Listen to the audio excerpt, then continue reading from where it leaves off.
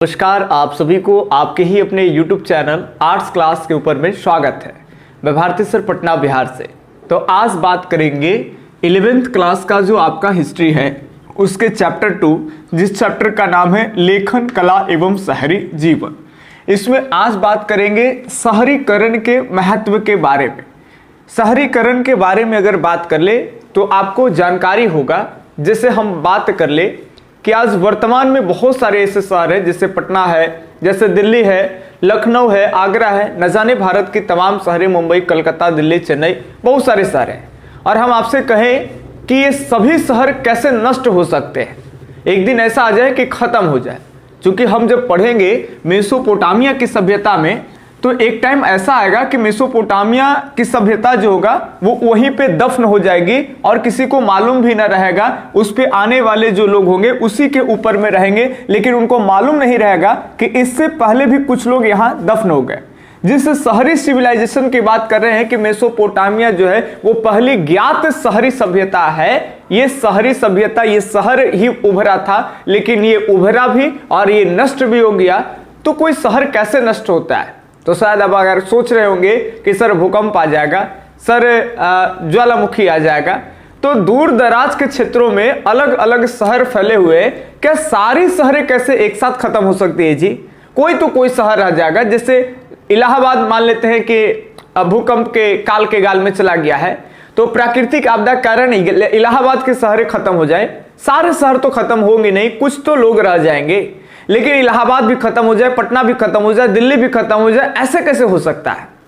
यही तो लॉजिक है जो हम आपको 11th के चैप्टर में आपको इस पाठ्यक्रम को समझाते हुए समझा देंगे, और कोई शहर कैसे बनता है इसको भी समझाएंगे। क्योंकि कई ऐसे लोगों को बस इतनी जानकारी होती है, इतने से सोच पाते हैं कि सर शहर का मतलब होता है कि वहां घनत्व ज्यादा होगा, जनसंख्या के ज्यादा लोग रहते हैं। आप कहेंगे ऐसे कैसे? तो कहते हैं हाँ सर एकदम हम श्योर हैं। काहे कि हमारे गांव में एक आंगन जो है वो आधा कट्ठा का, एक कट्ठा का एक तो आंगन होता है। लेकिन जब हम शहर में जाते हैं तो शहर में देखते हैं कि आधे कट्ठे, एक एक कट्ठे के बिल्डिंग, एक एक कट्ठे के जमीन पे इतने बड़े सर बिल्डिंग खड़ा कर दिए जाते हैं अपार्टमेंट टाइप पे, और एक मान लेते हैं 4-5 फ्लैट जो है एक कट्ठा में तैयार कर दें एक फ्लोर पे, और ऐसे 5-10 फ्लोर वो खड़ा कर देते हैं। तो अगर 5 फ्लोर भी ऐसे ऐसे अगर खड़ा करते हैं तो नीचे में अगर मान लेते हैं 5 फ्लैट बना दिए, तो एक फ्लैट में 5 आदमी है, तो नीचे में अगर 5 फ्लैट है तो 25 आदमी नीचे,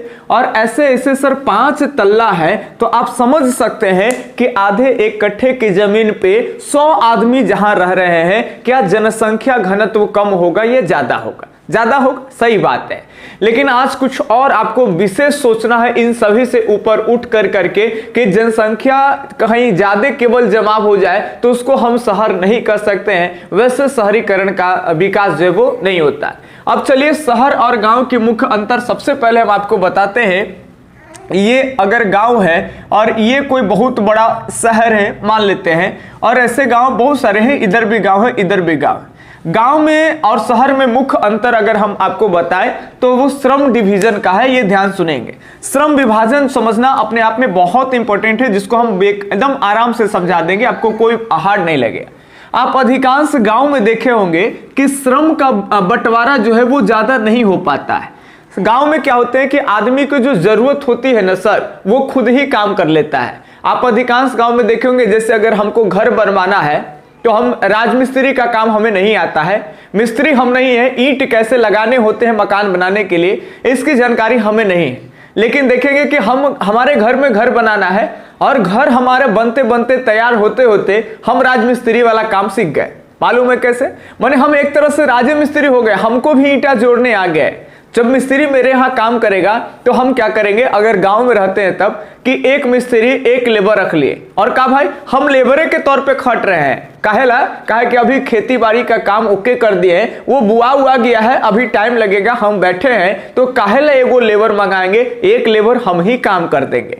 तो हम वो आदमी हैं कि जो खेती बाड़ी का काम कर रहे हैं, हम वो आदमी हैं कि जब घर बनाने लगे तो लेबर का भी काम कर रहे हैं, और लेबर का काम करते करते अपने ही घर में थोड़ी थोड़ी ईंटें जोड़ते जोड़ते हमारा घर कंप्लीट हुआ, तब तक तो हम एक मिस्त्री भी बन चुके हैं। आप समझ सकते हैं कल के डेट में अगर हमको जो है से कि खटिया बनाना हो, मचिया बनाना होगा तो कहीं से सूता उता लेकर के आएंगे और बैठ के कहीं नीम के पेड़ के छाया में खूब बढ़िया से जो है अपने लिए खटिया मचिया चटाई उटाई सब बिन ले। यानी हम चटाइयों बना लेते हैं, हम जो है से कि खेती बाड़ी का काम भी देख रहे हैं, जरूरत पड़ेगा तो ईंटा भी जोड़ देंगे, जरूरत पड़ेगा तो न जाने कितने ऐसे काम होते हैं कि एक आदमी को देखे होंगे कि करते रहे। ये गांव है सर, गांव में श्रम का विभाजन बहुत कम होता है। तो जहां श्रम का विभाजन कम होगा तो अनेक प्रकार के कार्य और बड़े पैमाने पर हो, विशिष्ट रूप से हो, ये सब आपको ग्रामीण एरिया में नहीं देखने को मिलेगा। लेकिन अगर यही श्रम की बात करते हैं तो शहर में जब जाएंगे तो सर शहर में क्या होता है, श्रम का डिवीजन। शहर में क्या होते हैं कि अलग अलग लोग जो है वो काम करने के लिए, करवाने के लिए वो दूसरे पे निर्भर हो जाते हैं। मतलब अगर हम कोई एक काम करते हैं तो उसी काम को करते हैं, बाकी काम हम नहीं करते हैं। अगर जिस काम की जरूरत हमें होती हम भी उसे दूसरे व्यक्तियों से करवा लेते हैं।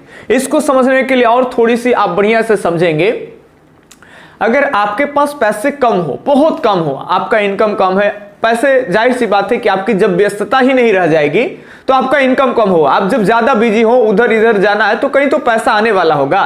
तो जब ज्यादा पैसे आएंगे तो आप अधिकांश काम दूसरे से कराओगे। जैसे मान लेते हैं कि आप छोटे से शहर में रहते हैं और आपको गैस देने वाला अगर आपके घर पे आके गैस देता है, बदले में 30 रुपया लेता है कि सर आपके घर में होम डिलीवरी दे रहे हैं। हालांकि चूल्हा उला वो सब तो फ्री में होता है, वो तो उस पर ऑल टैक्सेस जुड़े रहती है, लेकिन फिर भी आपको पहुंचाने वाले जो है वो 30 रुपया का चार्ज करता है और आप दे देते हैं। तो अगर आप बिजी हैं, आपको लग रहा है कि वहां जाएंगे साइकिल से, उतनी टाइम हमें नहीं है, तो आपको 30 रुपया देना आसान है, आप 30 रुपया दे के काम कर लिए। तो एक वो जो गैस पहुंचाने वाले आदमी है उसको ये जरूरत हो गया, काम मिल गया। अब यहां पे और बात समझिएगा आप, लेकिन आप फुर्सत में है, खाली बैठे हैं, निकम्मे आदमी हैं, तो आपको लगा हूं 30 रुपया देंगे, लिए अपने साइकिल मोटरसाइकिल चले गए गैस गोदाम के पास, वहां गैस लाद लिए और खुद से गैस ले आए। यही काम होते हैं गांव में, अक्सर लोग बैठे होते हैं, उनके पास ज्यादा काम नहीं होते हैं, खेती बाड़ी का काम जो है वो कर करके लोग आराम करते हैं, तो थोड़ा सा घरेलू और भी काम है वो कर लेते हैं। गांव में कोई आदमी टोकरी बनाए, कोई आदमी शहर में टोकरी बनाए, आप देखिएगा बारीकी से कि गांव के लोग जो टोकरी बनाएगा वो बांस भी खुदे जा करके काटेगा और उसको बांस को काटने के लिए जो औजार होगा, हो सकता है कि वो खुदे पिजा उजा करके एकदम तैयार करके देखे होंगे कि पत्थर पर रगड़ रगड़ के और औजारों खुदे पिजैले है, बांस खुदे काट रहा है, ला के खुदे सुखा रहा है, औजार से उसको काट करके टोकरियां खुदे बना रहा है और यहां तक कि अगले पर्सन से बेचने के लिए खुद जा रहा है।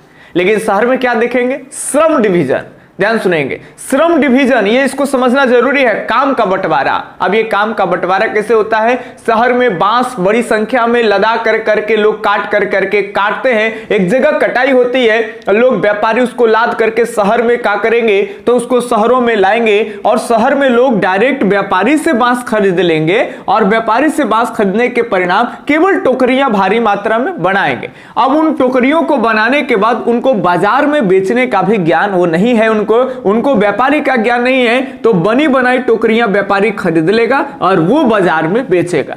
तो बताइए काम का बंटवारा हो रहा है कि नहीं हो रहा है, बिल्कुल हो रहा है। इसी पे आपको यहां पे पढ़ना भी है, यानी प्रॉपर अगर बात करें और शहर का निर्माण के और भी बातें कर ले कि आर्थिक ढांचा बहुत जरूरी होता है, ये याद रखेंगे। आर्थिक ढांचा में कुछ आपको समझा ले।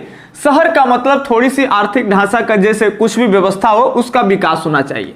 जैसे पहले से कुछ लोग ही रह रहे होंगे, हर शहर एक समय में गांव ही था, चाहे वो मुंबई है चाहे वो कलकत्ता है। आप पढ़िएगा डीप में तो पता चलेगा कि मुंबई और कोलकाता जैसे आज बड़े महानगर है भारत का, अंग्रेज के आने से पहले ये सब जगह एक गांव ही था और अंग्रेज के व्यापारिक गतिविधियों के कारण ये धीरे धीरे शहर में उभरने लगा। तो कहीं भी याद रखेंगे अतिरिक्त जो कार्य की जो गतिविधियां हैं वो बढ़नी चाहिए, अलग अलग काम जो है वो होना चाहिए जिस जगह पे, तब उस शहर जो है वो कोई कस्बा, ये गांव, वो कोई गांव कस्बा का रूप लेगा, फिर बड़े शहरों का वो रूप ले सकता है। इसी कड़ी को हम आपको समझाना चाह रहे हैं और फिर लास्ट में समझाएंगे कि कोई शहर अचानक से कैसे खत्म हो जाता है, इसको भी आप समझ जाइएगा। कहते हैं कि ये एक समय में कोई ना कोई गांव था, आबादी बहुत कम होती थी, लेकिन यहां पे क्या हुआ कि श्रम का विभाजन होने लगा, अलग अलग काम अलग अलग लोग करने लगे। तो जब एक काम अलग अलग लोगों से कराया जाने लगा तो अगला आदमी को तुरंत अपॉर्चुनिटी मिल गया, अवसर मिल गया। बोलेंगे सर अवसर कैसे मिल रहा है? जैसे हम आपको बताएं कि एक आदमी है जो पत्थर को काट कर करके और वो पत्थर की मुद्रा बनाता है। पत्थर की मुद्रा यहाँ पे आपको पढ़ने के लिए आएगा। पत्थर की मुद्रा जैसे ही हम कहेंगे तो शायद अगर आप 10th क्लास से पास होकर के आए हैं तो थोड़ा सा फोकस करेंगे। सभी चैनल पे आपको इतनी बारीकी से कोई नहीं समझाएगा। पत्थर की मुद्रा, और मुद्रा जैसे ही हम यहाँ लिखते हैं बाकी बच्चे समझने का ये पूरा प्रयास करते हैं, हाँ सर समझ रहे हैं, मुद्रा यानी मनी 10वां की इकोनॉमिक्स में पढ़े थे। तो अगर आप ऐसा समझ रहे हैं तो सरासर गलती है। अब 11th में आ गए हैं, हिस्ट्री पढ़ रहे हैं, तो यहाँ मुद्रा का मतलब होता है, ध्यान रखेंगे, मुहरे। जब भी हम आपको कहेंगे पत्थर की मुद्राएं तो आप समझिए मुहरे जो व्यापारी के पास होगा खरीद बिक्री के दौरान अपना अपना मुहर लगाएगा। जैसे हमारे कोचिंग वाले के पास होता है, किसी का एडमिशन डन होता है तो साइन मारला के बाद एगो मुहर मार देते हैं, चलिए जी आपका एडमिशन जो है एकदम फाइनल हो गया।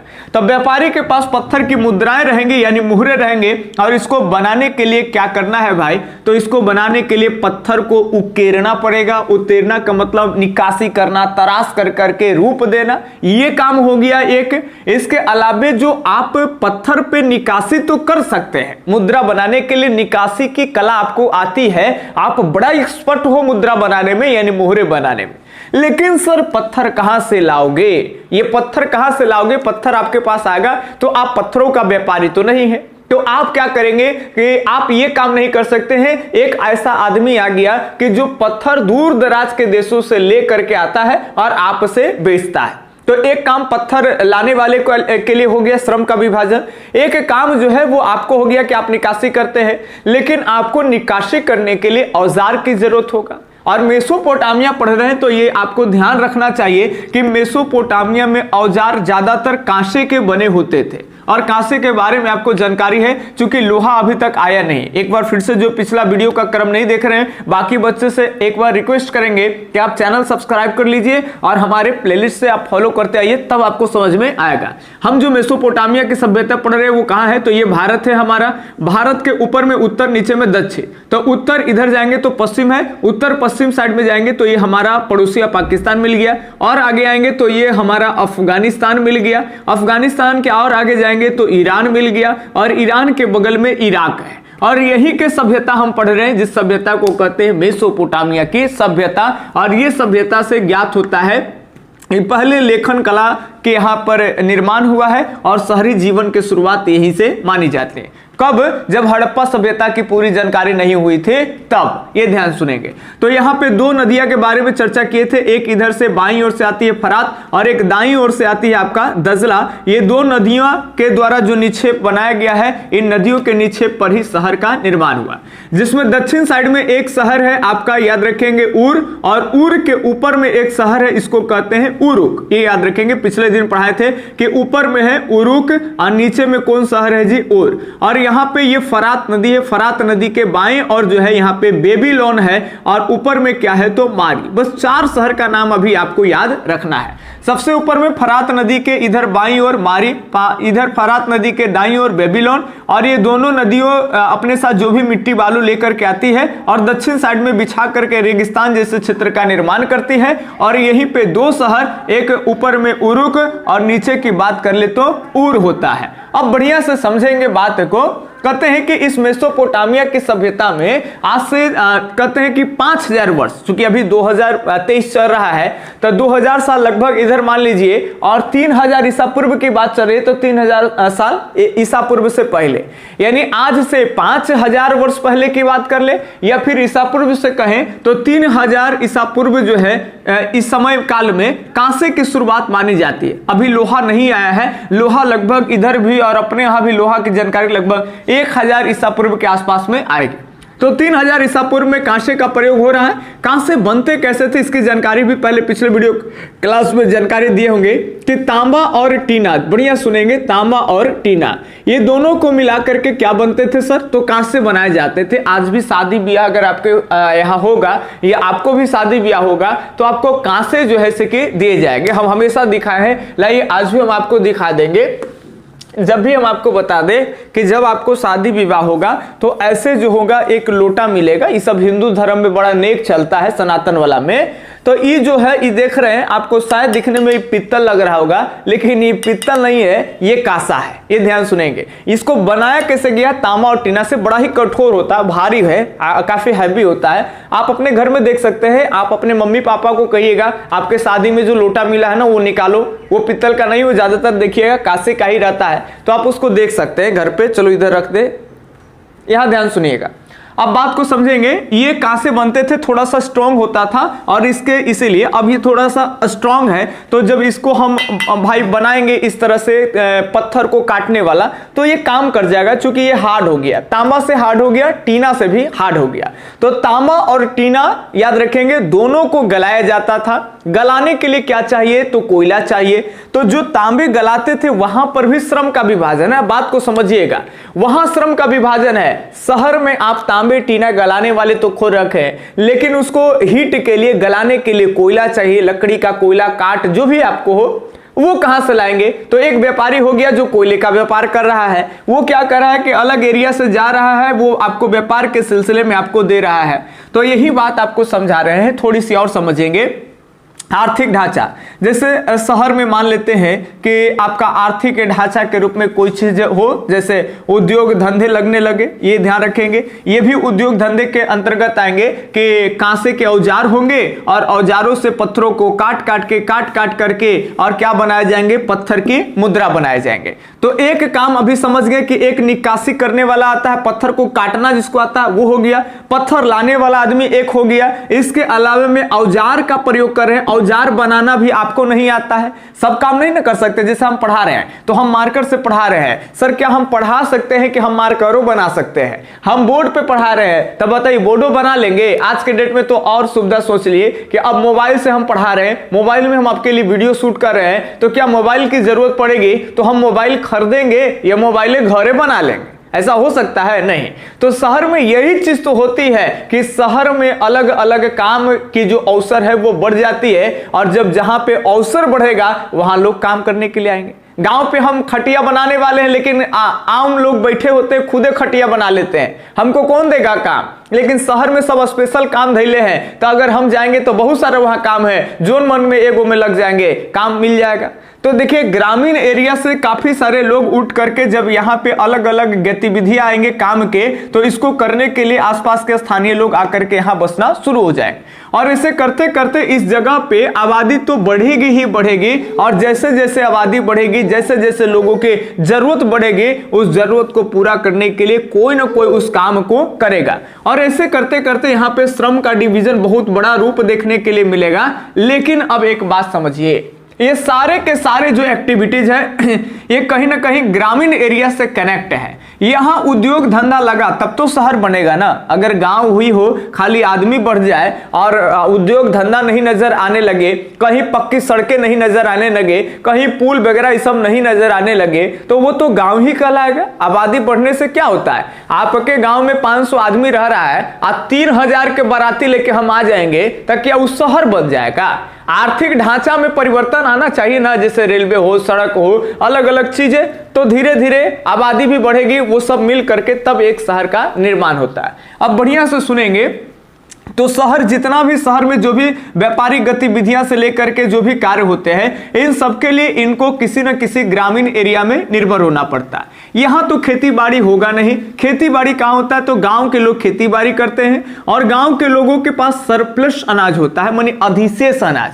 अधिशेष अनाज समझ ही रहे होंगे। मान लेते हमारा काम हो जाता है, हमारे परिवार लोग 4 मन अनाज में खा लेते हैं, तो हम उगा रहे हैं कितना भाई? तो 4 मन अनाज नहीं उगा रहे, हम ट्रैक्टर भर अनाज उगा रहे हैं। 2 ट्रैक्टर 3 ट्रैक्टर लाद करके तो क्या करेंगे? खाएंगे, बेचेंगे। उसको हम घर में इकट्ठा नहीं करेंगे, कोठी में नहीं सरियाएंगे, उसको हम बाजार में बेचेंगे, और वही अनाज जो है कहां जाएगा? तो शहर में। शहर कैसे चल रहा है? ग्रामीण परिवेश से। अब मान लेते हैं शहर में सूती वस्त्र का उद्योग लग गया, चलिए एक इंफ्रास्ट्रक्चर डेवलप हुआ, शहर बढ़ रहा है। लेकिन ये आपका सूती वस्त्र उद्योग चलता कैसे है? तो ये सूती वस्त्र उद्योग का कच्चा माल, क्या कच्चा माल शहर में तैयार होगा? कपास नहीं, तो कपास तैयार होता है ग्रामीण एरिया में, और ग्रामीण एरिया से व्यापारी कपास को लेके आता है, इंडस्ट्री वाले से बेचते हैं। बाय द वे भी आपको लग गया, मान लेते हैं चीनी मिल लग गया शहर में, तो चीनी मिल लगा, इंफ्रास्ट्रक्चर बढ़ रहा है भाई, आर्थिक ढांचा देखने को लिए मिल रहा है, परिवर्तन हो रहा है, शहर की ओर इशारा कर रहा है। लेकिन ये चीनी मिल चलता है किससे? चुकंदर से, गन्ना से, ये सब है। और ये सब आप कहां से लाएंगे? तो ये सब तो ग्रामीण एरिया से लाएंगे। तो शहर का निर्माण कहीं ना कहीं ग्रामीण एरिया में, ध्यान से सुनेंगे, ये चारों तरफ से ग्रामीण परिवेश से ये कनेक्ट होता है, तब जाकर के कोई क्षेत्र जो है वो धीरे धीरे कस्बा और बड़े नगरों में वो चेंज हो जाते हैं। बढ़िया सुनेंगे, अगर चारों तरफ से ग्रामीण एरिया से कनेक्टिविटी को अगर हटा दिया जाए तो ये शहर एक दिन अपने आप खत्म हो जाएंगे, इसके इंडस्ट्रीज बंद हो जाएंगे। यहाँ अलग अलग, जैसे कोई पत्थर को उकेरता होगा तो ये अलग एरिया से पत्थर ग्रामीण एरिया की तरफ से आते होंगे, वो बंद हो जाएंगे। यानी हर तरह से नाता, यहाँ के किसान, आसपास के लोगों का फसल खराब होने लगेगा तो इनके यहाँ खाने पानी की ललायत पड़ जाएंगे। फिर शहर में अनाज कैसे जाएंगे? शहरों में खाद्यान्न फसलों की कमी हो जाएंगे। और यही एक रास्ता है, ध्यान से सुनेंगे, कि जहां पे सब लोग का गेम बच जाता है। यानी पूरे बड़े बड़े शहर जो होते हैं इसी मिट्टी में दफन हो जाते हैं। एक ऐसा सिचुएशन कि अनाजों का जो है कि भंडारण खत्म हो जाए, सारा कुछ का खत्म होने लगता है। जब गांवों से कनेक्टिविटी शहरों का टूट जाता है तो बड़े बड़े शहर जो है नष्ट हो जाते हैं। तो ये लॉजिक है, इसको ध्यान सुनेंगे। और हम आपको डीप पढ़ाते और समझाते जब सामने बैठते तब यहाँ पे थोड़ा सा लगता है कि आप कितने देर देख रहे हो वीडियो, कितने नहीं देख रहे हो। तो कुछ लोग आते हैं, ओपन करके चले जाते हैं, हमको समझ नहीं आता। ऑफलाइन में क्या होता है कि अगर बच्चे बैठे हम उसको पढ़ा रहे तो उनकी आंख के कनेक्टिविटी से समझ जाते हैं कि वो बोर्ड पे देख रहे हैं या फिर ऐसे सुतल है या फिर मुंह में पानी गिरेले हैं या मन नहीं है, गाना बजा दिया है, तो ये सब देखते रहेंगे। यहाँ तो मन करेगा ना गाना बजा दो, वहां गए अलर्ट होके बैठो, तो अलर्ट होके बैठे लगता है सर जी जान रहे हैं, देख रहे हैं कि यहाँ नहीं है लड़का, घूम रहे हैं कहीं मन से, दिल से, चल से। चलिए यहाँ ध्यान सुनेंगे, वही बात है, यहाँ पे आपको खुद मेहनत करना पड़ेगा। तो आज हम शहरी की भाई समझे ये कि एक शहरीकरण के महत्व को समझे। अब आप बुक पढ़ेंगे तो प्रॉपर वे में समझ में आ जाएगा। कांसे का याद रखेंगे जानकारी, मेसोपोटामिया में कब से होती है? 3000 ईसा पूर्व से। कांसे का प्रयोग किसमें किया जाता है इस्तेमाल? तो मनके के छेद में। मनके मतलब मोती होते हैं, अलग अलग मोती, मोतियों को उसमें छेद करने में देखे होंगे कि जैसे मोती होते हैं, मंगलसूत्र औरत पहनती होगी, आप उसको देख लेंगे, मम्मी वाला मंगलसूत्र देखेंगे, उसमें छोटे छोटे मोती लगे होते हैं माले में। तो मोती के अंदर में धागा जाता है कैसे? तो उसमें छेद करने पड़ते हैं, और वो छेद करने के लिए याद रखेंगे कांसे का इस्तेमाल किए जाते हैं। और भी अलग अलग पत्थर है, सीपियां हैं, इन सबको किसी को छेद करने में, किसी को तोड़ने में, किसी को उकेरने में, याद रखेंगे इन कांसे के औजार का इस्तेमाल किया जाता था। कांसे बनते कैसे थे? तो तांबा और टीना से। ठीक है, इसके बारे में जानकारी हम आपको अगले वीडियो में देंगे। अभी थोड़ा कहीं हमको जाना है दूसरे क्लास के लिए, तो लेट हो रहा है, इसीलिए हम यहाँ पे नहीं बता पा रहे हैं। लेकिन बाकी आप समझ गए कि शहरों में एक प्रमुख विशेषता क्या देखी जाती है? तो श्रम विभाजन की। ठीक है, अब ये चीजें आप समझ गए होंगे, तो वीडियो को जरूर लाइक कर दिया कीजिए और चैनल सब्सक्राइब करके बने रहें। हो सकता है तो आप अपने दोस्तों को शेयर करके उनको बताइए कि ये चैनल अच्छा है, अगर आपको सेटिस्फैक्शन मिलता है, संतुष्टि मिलता है तब। तो जितना बच्चे आप लोग 11th के जुड़िएगा तो जल्दी जल्दी आपके लिए हिस्ट्री हो, ज्योग्राफी हो, ये दोनों आपका सब्जेक्ट के वीडियो लेक्चर्स प्लेलिस्ट में एकदम अवेलेबल जल्दी जल्दी कराते चलेंगे। बाकी धन्यवाद, जय हिंद, अल्लाह हाफिज, आपका दिन शुभ हो।